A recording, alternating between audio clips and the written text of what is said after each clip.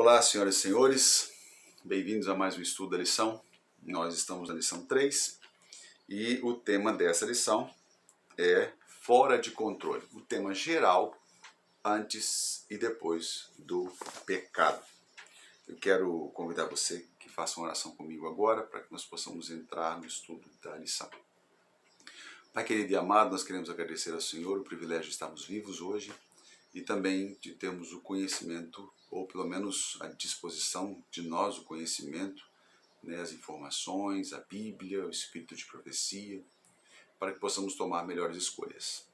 Pedimos que o Senhor nos oriente no estudo desta lição e que possamos colocá-la em prática em nossa vida e fazer assim escolhas melhores, escolhas que o Senhor quer que façamos para que possamos então entrarmos e sermos mantidos no plano de salvação que o Senhor determinou para nós. Oramos em nome de Jesus. Amém.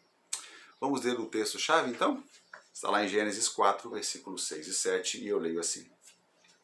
Por que você está tão furioso? O Senhor perguntou a Caim. Por que está tão transtornado? Se você fizer o que é certo, será aceito. Mas, se não fizer, tome cuidado.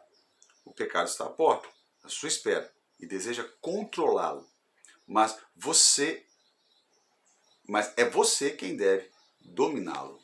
Deus está dizendo para Caim o seguinte: eu sei muito bem o que você está pensando em fazer, Caim, mas eu quero te dar uma orientação, eu quero te ajudar. Preste muita atenção, porque o pecado deseja dominar o seu coração e ele quer fazer uma escolha em seu lugar. Não deixe que isso aconteça. Domínio, você tem capacidade para isso, você pode fazer isso. Estou aqui para te ajudar. Vamos resolver isso juntos. Foi o que Deus estava dizendo ali para Caim. E me parece, no estudo da lição aqui, nós vamos entender um pouco melhor, que Caim não compreendeu muito bem essa orientação de Deus e essa disposição de Deus em ajudá-lo. A lição traz, no sábado, que é o teaser, que é o ponto de contato com o tema. Então nós vamos entrar dentro do tema aqui, através desse ponto de contato, e vamos entender um pouquinho melhor. Bom, a história de Caim e Abel retrata dois tipos de pessoas que percorrem dois caminhos diferentes na vida. Embora Caim e Abel, isso aqui é muito interessante, embora Caim e Abel tenham sido criados pelos mesmos pais, eles tinham atitudes diferentes com relação a Deus e seu caráter. Veja, é aí que seus caminhos se divergiam, se separavam. Caim e Abel foram criados pelos mesmos pais, e diga-se de passagem, por Adão e Eva. Tinham toda a bagagem para ensiná-los o que era certo e o que era errado, o que já havia dado problema e o que ainda podia ser acertado. E com certeza, como pais, eles transmitiram essas informações para eles. Uma questão, nós vamos ver isso dentro da lição, é que Caim e Abel, como estão antes do dilúvio, eles ainda podiam ver o Éden. E podiam contemplar aquilo que poderia ter sido o seu lar caso seus pais não tivessem pecado. Bom, uma outra parte da lição diz assim, o sacrifício de sangue era uma advertência de que um dia Deus ofereceria um redentor. Caim e Abel sabiam da história da redenção. Sabiam por que seus pais vestiam peles de animais, sabiam da história antes do pecado, sabiam da história depois do pecado, sabiam por que Deus havia construído o plano da salvação e por que os animais deveriam morrer. Não para que houvesse derramamento de sangue, mas porque, infelizmente, sem derramamento de sangue, não há perdão de pecados, não há remissão de pecados. Continuando aqui. Abel então escolheu obedecer a Deus a partir de uma genuína confiança.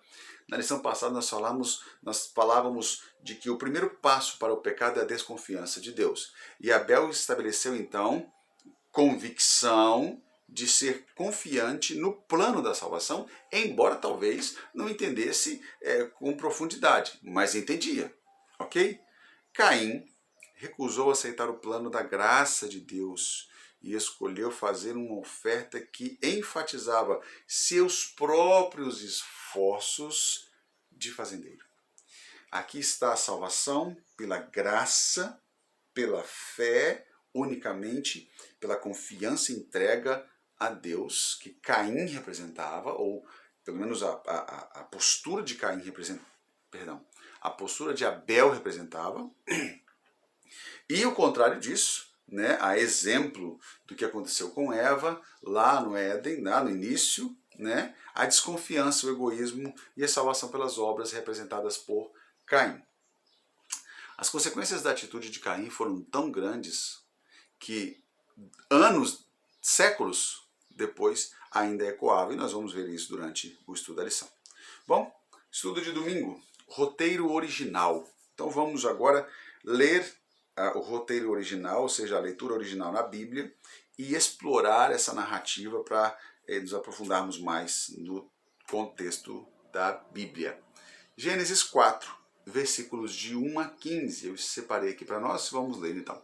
Adão teve relação com Eva, sua mulher, e ela engravidou e deu à luz a Caim. Disse ela, com o auxílio do Senhor, tive um filho homem.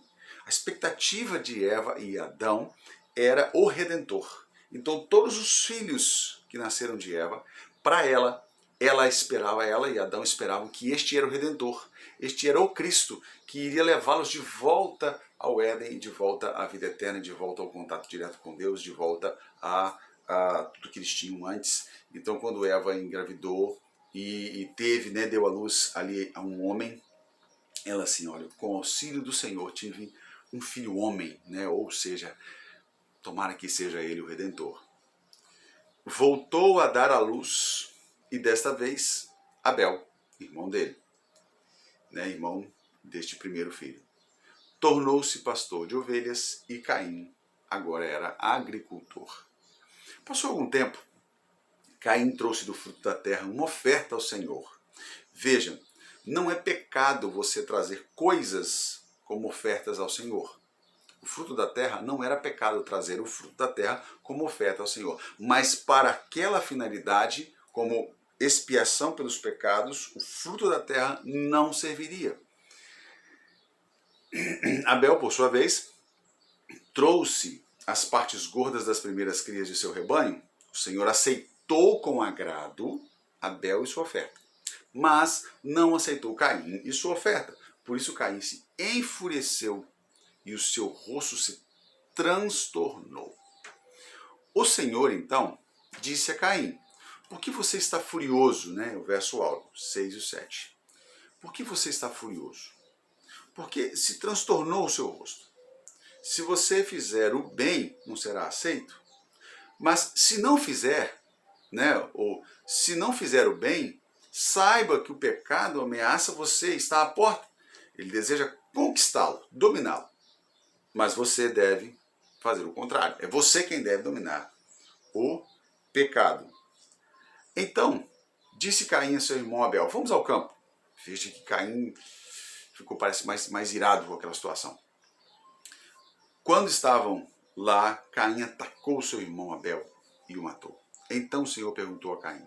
Parece que foi bem sucessivo assim, né? Uma coisa atrás da outra. Então perguntou o Senhor a Caim, onde está o seu irmão Abel? Caim poderia ter caído com o rosto em terra, arrependido, e dizer a Deus, olha, eu cometi um erro e foi horrível e eu me arrependo, mas eu não tenho como voltar atrás. Enfim, poderia ter feito de outra forma, mas Caim continuou arrogante e disse assim, não sei, sou eu responsável por meu irmão? Disse o Senhor. O que foi que você fez, Caim? Escute, da terra o sangue do seu irmão está clamando. Agora eu preciso amaldiçoar você pela terra, que abriu a boca para receber da sua mão o sangue do seu irmão. Quando você cultivar a terra, Caim, essa não lhe dará mais a sua força. Você será fugitivo e errante pelo mundo. E disse Caim ao Senhor, meu castigo é maior do que o peso que posso suportar. Hoje me expulsas da terra e terei que me esconder da tua face. Serei um fugitivo e errante pelo mundo e qualquer que me encontrar me matará. Olha só que situação, né? Ele se colocou numa situação em que já tinha sido avisado para não entrar. O resultado funesto da sua atitude foi a morte de seu irmão. Como consequência disso, ele perderia, então, agora ele deixaria de estar ali por perto, precisaria se afastar dali, andar errante pela terra e a terra não daria mais o que sempre dava, porque ele era um exímio agricultor, mas agora ele não teria mais êxito naquilo que faria. Mas ele achava aquilo pesado demais.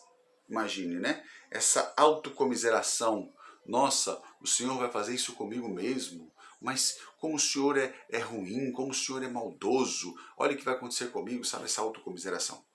E aí Deus disse para ele o seguinte: não será assim, Caim.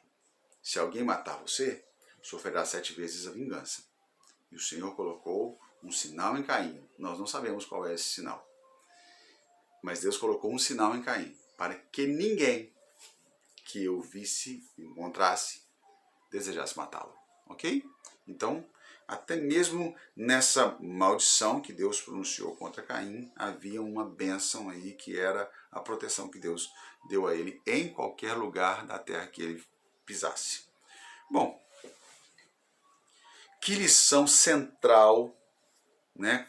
Qual a lição central dessa história? Por que você acha que ela foi registrada na Bíblia? Eu acho que a lição central é obedecer a Deus, e obedecer a Deus sempre é melhor. E ela foi registrada na Bíblia para nos mostrar os resultados de nossas escolhas. Nossas escolhas têm resultados e não são só para nós. Muitas vezes elas acabam atingindo o periférico, atingindo pessoas que estão perto de nós, próximas de nós, principalmente pessoas que amamos muito. No caso de Caim, sua atitude destruiu a vida de seu pai, de sua mãe e de seu irmão. Matando seu irmão, é claro, óbvio, é notório que a vida de seus pais também foi arruinada. E imagine isso, né? Adão e Eva vendo toda essa situação e agora reconhecendo que esse era um dos efeitos do pecado que eles tinham cometido. Como você acha que o trabalho desses dois irmãos influenciou a visão que eles tinham, né, a respeito de Deus? Olha, honestamente, eu não acho que o trabalho deles tenha influenciado a visão que eles tinham de Deus.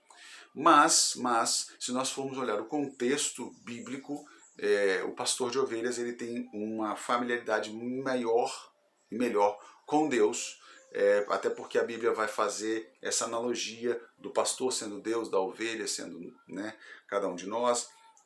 Então o trabalho de Abel fazia, né, com que ele esse paralelo com Deus ele fosse mais acentuado. Ok.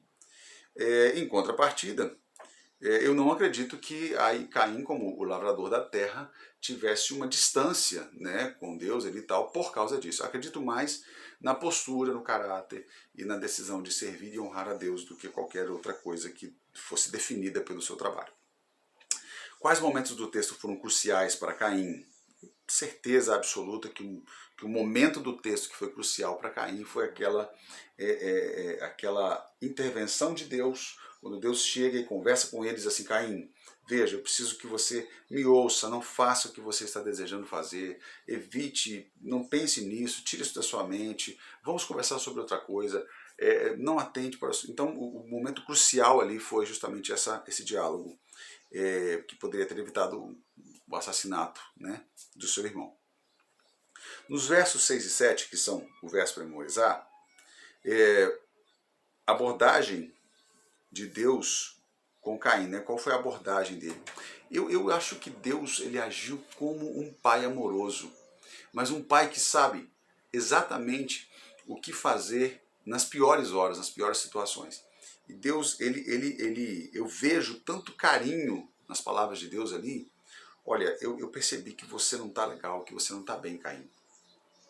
Vamos conversar sobre isso. Eu estou percebendo que o seu coração está angustiado. Vamos tentar resolver de outra forma, Caim. Vamos fazer. Não faz isso que você está pensando. Sabe, eu penso nesse pai que tenta argumentar, que tenta conversar, mas que não pode tomar a decisão pelo filho, porque o filho é livre. Caim, Abel, Adão, Eva, eu e você temos livre-arbítrio. Deus pode até interferir mostrando sinais de desaprovação, mostrando sinais de que existe um outro caminho melhor a seguir do que aquele que nós queremos, perdão, que aquele que nós queremos seguir. Então, por isso, Deus ele foi até Caim, na minha visão, como um pai amoroso que quer ajudar, que quer resolver, que quer consertar as coisas antes mesmo que elas aconteçam. A decadente rebelião de Caim ainda fez ainda faz parte do cenário da vida dos jovens em nosso mundo. Ele pergunta isso, mas eu já estou colocando como uma afirmação, porque de fato é isso mesmo que acontece. E aliás, não só dos jovens, ele faz parte do contexto humano, né? Essa decadente rebelião de Caim faz parte sim do cenário da vida do ser humano, não só do jovem nesse mundo, né? Como você lidaria, né? Com o que como é que fala? Como você lida com essa decadência ladeira abaixo, né?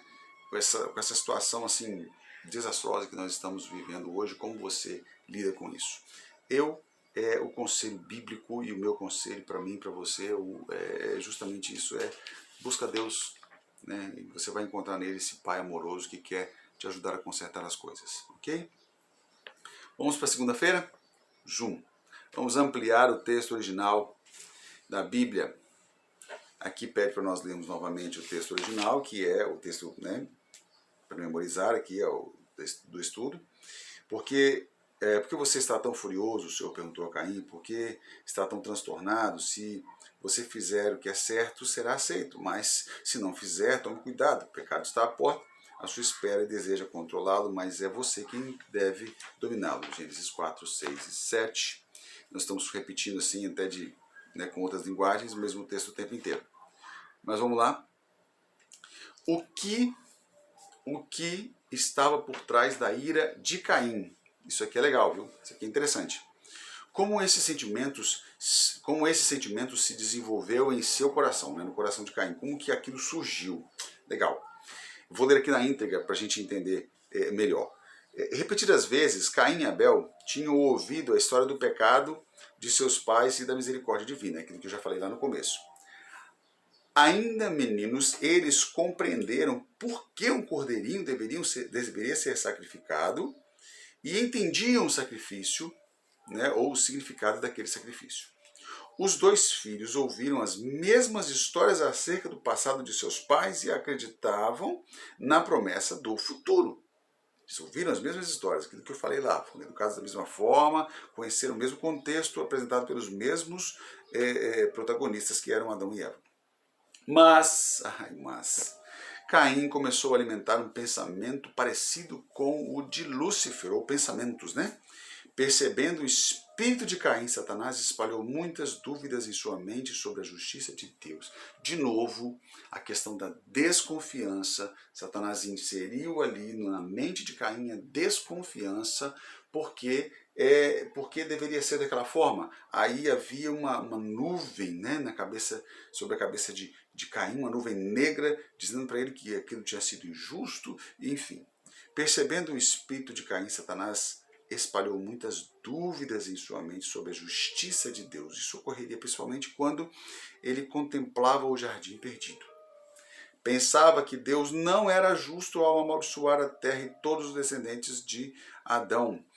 Na verdade, assim, quando Deus dá a sentença a Caim sobre o que aconteceria com ele depois da morte de Abel, ele deixa muito claro essa insatisfação com a justiça na mente dele, né, que não era justiça, como a injustiça de Deus em relação não só a Adão e Eva, como a ele também e os descendentes de Adão e Eva, por causa do pecado deles, né, mas Caim achava era o coitadinho. Mas poxa, será que foi tão ruim assim?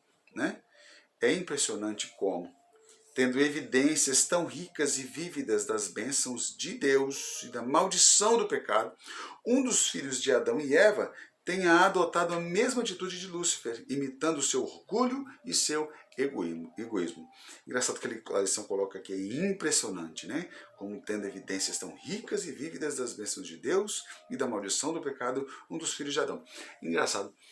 Nós, tendo evidências tão vivas, né, tão ricas e vívidas das bênçãos de Deus e da maldição do pecado desde Adão e Eva, por que nós escolhemos o pecado ao invés de escolher as coisas que Deus tem para nós?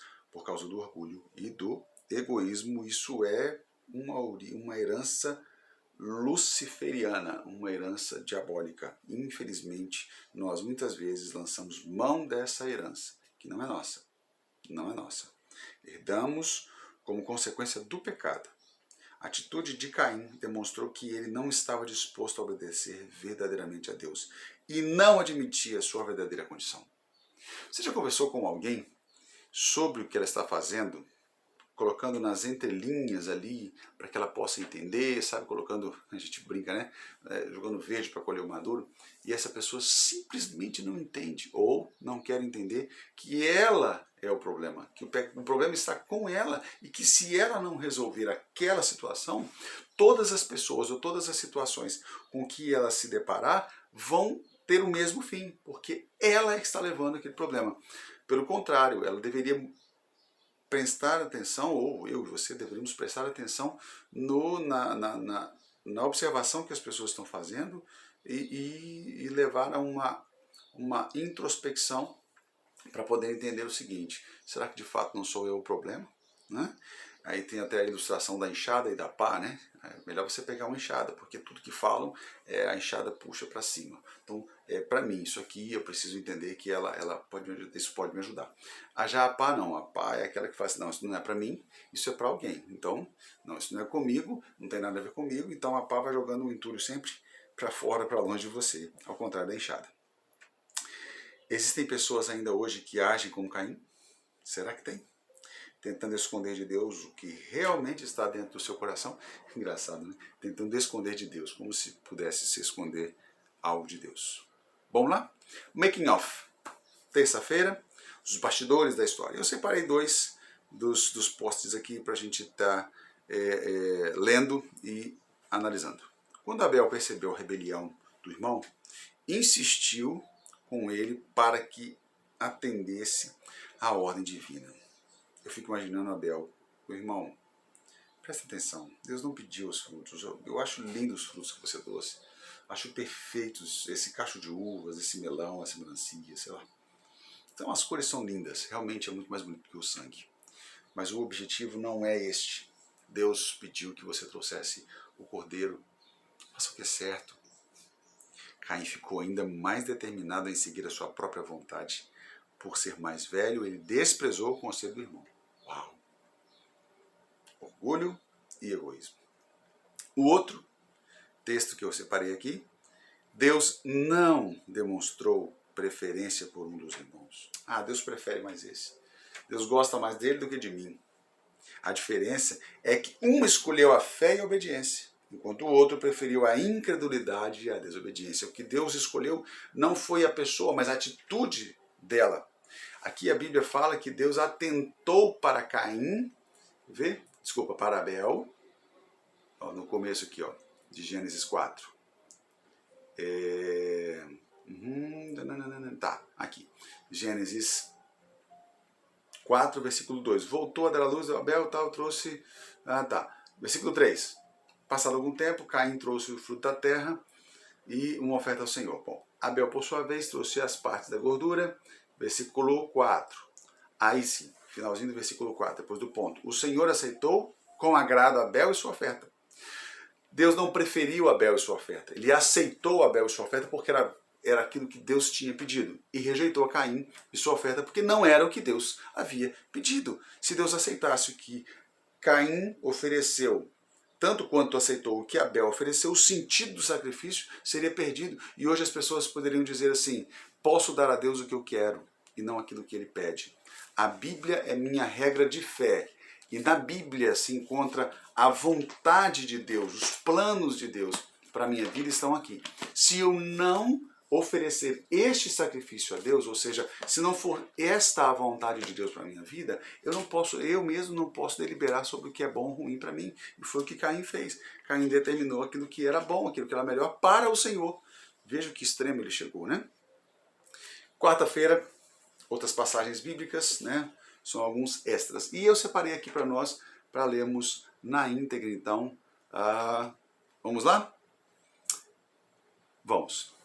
Provérbios capítulo 19, versículo 3, vai nos dizer assim: a estultícia do homem perverterá o seu caminho e o seu coração se irará contra o Senhor. Eu escolhi fazer, mas a culpa é de Deus. O resumo desse versículo aqui é isso aí, né? A estultícia do homem, a tolice do homem perverterá o seu próprio caminho. E ele vai ficar irado com Deus. Né? Foi o Senhor, a culpa, enfim, né? Transferindo sempre a culpa, aquela síndrome de Eva ali, né? No jardim do Éden. E o segundo é Atos, no capítulo 4, versículo 12. E eu leio assim: em nenhum outro nome, né? Em nenhum outro há salvação, porque debaixo do sol, debaixo do céu, nenhum outro nome há dado entre os homens pelo qual devamos ser salvos. Somos salvos unicamente pela graça de Cristo. As nossas obras não nos salvam. Nossas obras são resultado da salvação que já foi efetuada na nossa vida. E o último, Apocalipse, capítulo 12, versículo 11, eu leio assim: eles o venceram pelo sangue do Cordeiro e pela palavra do seu testemunho, e não amaram suas vidas até a morte. Que fala dos mártires, né, de todas as eras, inclusive daqueles que ainda virão, né, oxalá, quem dera, sejamos eu e você, mártires de Deus, para que o nosso sangue seja testemunho vivo do sacrifício de Jesus Cristo por nós na cruz do Calvário. Perdão. O que você acha que Deus está tentando dizer com essas passagens, né? As passagens que nós lemos? Existe alguma área de sua vida em que você pode estar perdendo o controle? O texto, né, o título da lição é justamente isso, fora de controle. Caim perdeu o controle e acabou fazendo besteira e o pior, não se arrependeu. E a lição quer perguntar para mim e para você, né, o autor quer perguntar para mim e para você, Deus quer perguntar para mim e para você, cuidado com aquela áreazinha da sua vida que você está perdendo o controle. O pecado pode estar entrando por aquela porta ali, por aquela fresta ali, como Deus disse para Caim. O pecado está à porta, Caim. Se você abrir um pouquinho só, ele vai entrar e vai dominar você. E aí vem para nós a advertência. Cuidado. Cuidado com as áreas que estão fora de controle ou que estão querendo ficar fora de controle em sua vida, porque elas certamente trarão consequências muito desastrosas para você. Existe alguma área de sua vida em que você pode estar perdendo o controle? Essa é a pergunta que precisa ficar. O que você deveria fazer para retornar ao caminho certo? A Bíblia diz que eu preciso me sujeitar, me humilhar debaixo da potente mão de Deus, não é? Curvar meus joelhos e perguntar para Deus: Senhor, existe algo na minha vida que está perdendo o controle e eu não estou percebendo? Por favor, assim como o Senhor fez com Caim, me mostre. E eu preciso fazer como fez Abel. Faça como fez com Caim comigo, para que eu faça como Abel fez com o Senhor. Você conhece alguém que precisa fazer um retorno antes que vá longe demais na direção errada? Eu não acredito no longe demais. Para Deus, não. Eu acredito no longe demais para o ser humano. O ser humano pode ir longe demais a ponto de perder a sua própria vida e aí não ter a oportunidade de se arrepender. Mas Deus não conhece fronteiras nem limites e nem longe demais. Que momentos críticos você está enfrentando? Você conhece alguém que está descendo a montanha descontroladamente? Tire um tempo para orar por essa pessoa. Envie uma mensagem, deixa saber que você está orando por ela. Isso é muito importante, vai fortalecer a sua fé e a fé dela também. Lição de quinta-feira, uma visão panorâmica, né, aquela visão do tema sobre a ótica do espírito de profecia. Eu separei aqui o espírito de profecia no livro Os Escolhidos, que é a versão para jovens do livro Patriarcas e Profetas. E aí eu quero ler com vocês aqui, ó. Quase toda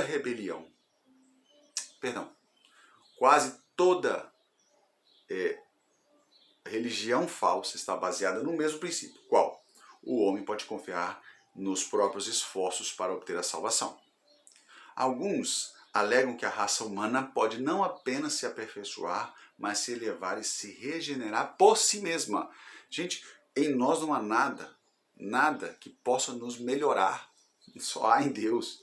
Nós só pioramos naturalmente, da mesma forma que Caim julgava estar seguro do favor divino, né, apresentando uma oferta em que faltava o sangue do sacrifício. Assim também fazem aqueles que esperam elevar a humanidade ao padrão divino. Independentemente da expiação feita por Jesus, impossível alcançar o padrão divino sem aceitar o que Jesus fez por nós na cruz do Calvário. O sangue dele é a única forma de chegarmos perto de Deus. A história de Caim nos mostra que a humanidade não tem a tendência de olhar para cima, para o que é divino, mas para as coisas de baixo que são satânicas. Cristo é a nossa única esperança. Atos 4:12, que não há outro nome dado, né, aos homens, ou entre os homens, pelo qual importa que sejamos salvos, senão o nome de Jesus Cristo.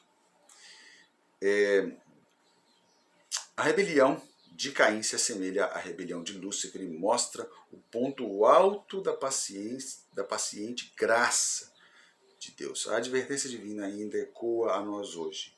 Não tenho prazer na morte do ímpio. Antes tenho prazer que eles se desviem dos seus maus caminhos e vivam. Voltem. Olha o chamado de Deus, mesmo lá com Caim. Voltem-se dos seus maus caminhos. Ezequiel 33, versículo 1. E, por último aqui, na visão panorâmica, né, o texto de Ellen White fala assim: por causa de sua misericórdia, Deus ainda poupou a vida de Caim e lhe deu oportunidade de arrependimento. Mesmo assim, Caim viveu somente para endurecer cada vez mais o seu coração, para estimular a rebelião contra a autoridade divina e para se tornar o chefe de toda uma linhagem de pecadores obstinados, né? A gente conhece a linhagem de Caim, sem Cão e Jafé. Você pega lá a geração de Cão, que foi que construiu a Arca de Noé, ou seja, mais uma rebelião direta contra Deus. Sua influência exerceu uma força desmoralizadora até que a terra se tornou tão corrupta e cheia de violência que foi preciso destruí-la.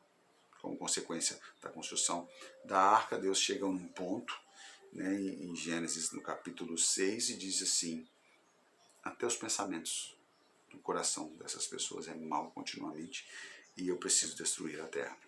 É claro que a destruição da terra por ocasião do dilúvio nos mostrou que não se muda os malvados destruindo os malvados. A gente precisa mudar os malvados transformando-os em pessoas bondosas. E isso explicou isso. Porque se tivesse destruído ali na arca os malvados e isso tivesse resolvido, nós não teríamos pessoas más, nós não seríamos pessoas más. Ok? Vamos lá então fazer o fechamento. Sexta-feira é o fechamento da lição da semana. Esses dois irmãos representam o que você e eu pensamos sobre o caráter de Deus, seu plano de redenção, em última instância, que parte de nós desempenhamos no sentido de obter o dom gratuito de Deus. Para ser salvo, Abel confiou no sacrifício do sangue que apontava para Cristo. E qual é a sua escolha? É uma pergunta que a lição me faz. Pela fé, Abel, isso é Hebreus 11, versículo 4, pela fé, Abel apresentou a Deus um sacrifício superior ao de Caim. Com isso mostrou que era um homem justo e Deus aprovou suas ofertas, suas escolhas. Embora há muito esteja morto, ainda fala por meio de seu exemplo. Hebreus 11, 4. Os textos que eu li agora há pouco estão livros escolhidos. Eu acho que eu até comentei da versão ali, Patriarcas e Profetas. Ok? Tem dois textos aqui.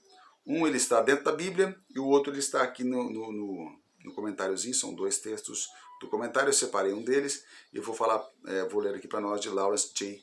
Peter. Fale quando estiver furioso e fará o melhor discurso que você lamentará. A gente não deve tomar nenhuma decisão quando estiver nervoso. Falar quando estiver nervoso é melhor pensar antes, orar primeiro e depois então decidir o que falar, o que fazer.